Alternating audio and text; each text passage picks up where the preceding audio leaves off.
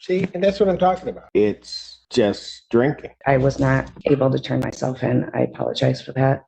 Did you call your attorney and say you couldn't make it? But I've not, I have not, again, I don't know why it's coming up with that. And I didn't have access any of those days to alcohol or have them in my possession at a no drinking facility.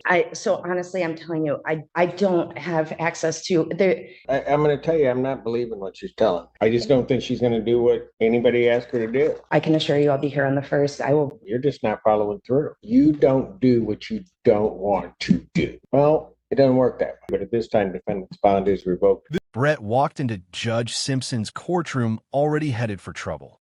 She's out on bond for substance issues, but instead of following the rules, she allegedly tampered with her ankle monitor and got caught drinking. Still, she denies everything, like nobody else can see the truth. But in Judge Simpson's courtroom, lying is the fastest way back to jail. Bond is built on trust, and she just broke it. The whole situation is a mess, and watching her try to talk her way out is painful. What do you think? Was Judge Simpson too tough, or was he just doing what had to be done? Let's watch him find out. We are here for PCC and bond violation. I understand the court has received and reviewed the materials that were sent over yesterday. I did. Thank you, Your Honor. The only request that we would have when we're discussing those materials, she is staying in a shelter in Livingston County. There is a separate DV having nothing to do with any of this, and there are some cross allegations in that case. So she's just requesting that we not say the name of the shelter if someone is listening on Zoom to where she's staying. Understood. Thank you, Your Honor. I believe that the materials that we provided were pretty thorough in terms of where Ms. Brown has been coming from and what her circumstances are in pertaining to the bond violation. So I was wondering if the court had any questions. Well, I do, because while I'm not sure how you provided the materials, but I'm not sure how that relates to the specific allegations of the bond violation. Because what I have, certainly, maybe one might be able to look at the consumption of alcohol, but there was a tampering that occurred for a 12-hour period. So I am going to let Ms. Brown address that herself with the court. You can explain to him where you're at in terms of the allegation of I had forwarded her the reports the same day. And just so that Your Honor knows, she did intend to turn herself into the jail this morning, but she was unable to get a ride this morning. And so she's here for in-person court this afternoon. So regarding the tamper on 6/23 and then the positive on 6/25, the court is looking for either an explanation or an admission as to these two. Your Honor, I don't have any clue why those were coming up that way. I know that I was called in to community corrections to have my unit replaced for servicing. And when on my way there, Miss Julian called me and said that she received a notification from courts that I had a tampering and violation that she would, wanted clarification about. And I had no idea what she was talking about. I told her that I was just called in to do a replacement on the unit itself. I have only been at La Casa AA meetings and with AA people because I don't currently have transportation and a license to get myself to and from these places. And I have not had access or been in the environments of drinking whatsoever. The only events outside of AA are AA events that I've been to, such as there was a sober rave in Royal Oak that I've gone to, but that wasn't even in the dates in question. So I'll stop with that. But I was completely confused. So I had the unit replaced. And while at community corrections, they had told me that I had this tampering and violation 2 counts. And I was in for my reading the week before during this time. And they said that I was all set, good to go. We'll see you next week. And so I was really unsure why I was getting that unless it was due to needing servicing. But I've saying, Your Honor, this is way too important. Well, hold on a second. Just so that we're clear before you go on with your story. Okay. On June 23rd at the 12:56 a.m. time. I'm not buying this girl's story at all. She's acting like it's impossible to sneak alcohol into a shelter, but we all know that's not true. This isn't some high-security prison. It's a shelter and people break the rules there all the time. The way she talks, you'd think she was living in a fortress where nothing could ever get in. Come on, people have been smuggling alcohol into tougher places for decades. And here's the problem. Her whole defense is built on it couldn't have happened. That's not a defense, it's an excuse. She's not building credibility. She's tearing it down with every word. Judge Simpson is even giving her chances to explain herself, and she's wasting them with half-truths and denial. I'm not saying she's 100% guilty, but right now, she doesn't have a strong case. And when the scales are already against you, weak excuses only make things worse. So what do you think? Is she lying, or is she really just that unlucky? Yes, sir. That's when the tamper is detected Okay. with the unit. On the 25th, there isn't a tamper, it's just drinking.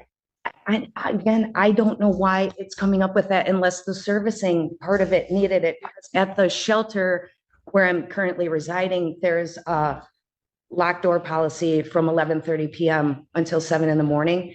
And I didn't have access any of those days to alcohol or have them in my possession at a no drinking facility. And I was at the facility at both of those times, documented on camera. I believe they have at the shelter, as well as my sign in and out sheet, and documentation from the shelter staff themselves saying that I was there and there was no evidence of me using. The doors lock at 11:30. I'm a smoker. I come in and I pretty much turn out the lights and go to bed by midnight every night. So honestly, I'm telling you, I do not know unless it has something to do with the servicing aspect of it. I don't have access to there, and it's a couple miles Does she away. want a hearing on this? Because I'm going to tell you, I'm not believing what she's telling me. Okay. Then we would request a hearing and we would ask Community Corrections to bring a log of their, not just the violation reports, but if she's been indicating, and she did to me that day, that they called her to Community Corrections to switch out her unit. If there was a problem, and this would have been the unit that was switched out. After this, this would have been the problem unit, is what I'm saying, is that if there was a problem with the unit. So perhaps we'd hearing where Community Corrections can bring their documentation of what they did and when, and the servicing of their units. How much time would the people need? I'm emailing Community Corrections right now. And time that works for the courts, I can bring one of them over. Anytime that works for the courts, I can bring one of them over for a bond violation hearing, whatever the court. All right, I'll set it for August. I'll set the bond violation hearing as the bond. From Judge Simpson's view, this is simple. She's staying in custody until the hearing. Why? Because she already proved she doesn't take bond seriously. First, she violated conditions by drinking. Then, she tried to dodge a warrant like she could just skip it and stay free. That's exactly the kind of behavior that makes judges shut the door on bond the second time around. Bond is just a contract. The judge trusts you not to mess up, and you promise not to mess up. Break it once, maybe you get another chance. But ignore a warrant? At that point, it's basically over. Judges see this pattern all the time, which is why they get tougher with repeat offenders. It's not personal. It's just the system protecting itself. Honestly, even if she had said nothing, he probably still would have kept her locked up. At the end of the day, some people only learn the hard way. What do you think? Should she get another bond?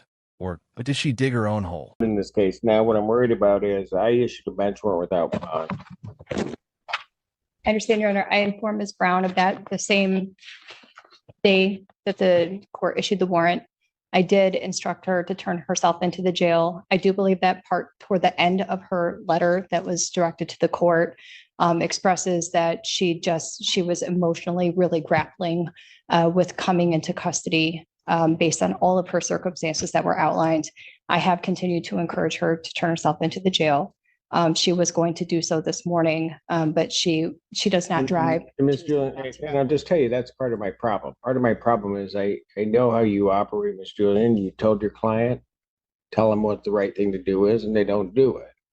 And then today, or yesterday when we received the information and we understood she was going to turn herself in that morning.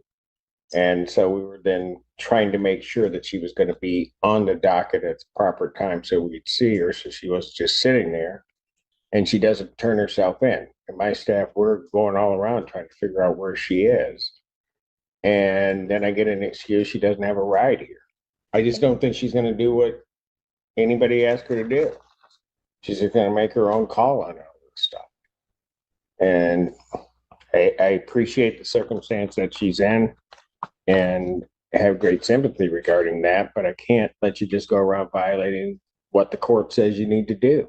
Your Honor, I do have in the next week before the first medical alcohol treatment with another drug testing per bond order. And I also have general therapy with my counselor, my therapist, all of those appointments, as well as some medical appointments that are all before the 1st of August. I have not left the state, and I was here this morning. I was not able to get here to turn myself in, but I was here for this hearing, and I can assure you I'll be here on the 1st. I really need to make these appointments. Messing up bond conditions is already bad, but refusing to show up on a warrant? That's the nail in the coffin. Bond is a thin line to walk, and when you keep stacking violations, nobody feels sorry when it finally snaps. Once you show the court you can't be trusted, earning that trust back is nearly impossible. That's exactly what happened here. Judge Simpson gave her chance after chance, but she kept making the same bad choices. And the problem is, bond is built on honesty and compliance. When people treat it like a joke and come in with excuse after excuse, it hurts the whole process for everyone. What I really respect, though, is Judge Simpson's patience. He's fair. He'll give you that extra shot if you need it. But once you show disrespect, like this woman did, there's no way around it. You gotta serve some time. Personally, I think he handled it exactly right. Some people just have to learn the hard way. That's life. That's human nature. So what do you guys think? Who's your favorite judge to watch? And do you think anyone's fairer than Judge Simpson? Let me know in the comments. You shouldn't have had to go through whatever. And like I said, it's not like you didn't get the information from your attorney. You didn't get that. I'm reading everything she's sending me. She's doing a yeoman's job trying to represent you and do that. You're just not following through. I do not have a license, and I'm really sorry that I was not able to turn myself in. I apologize for that. Thank you. Did you call your attorney and say you couldn't make it? No, I wasn't sure yet, but I. See, and that's what I'm talking about. I mean, Miss Julian makes a representation to us that this is what you're going to do.